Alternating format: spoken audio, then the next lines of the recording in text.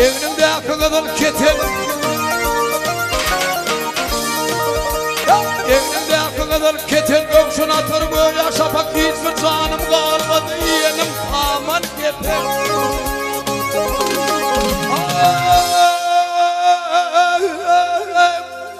Paltoyu alıp aksı oldum benim bir kara yıpım.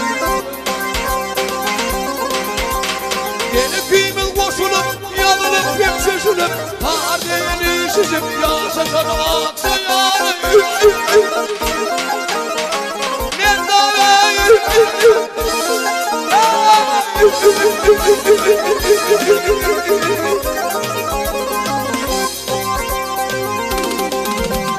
Yeni kıymıl koşulup yanılıp hep şaşılıp Hardeyeni şişip yaşasın aksı yanı.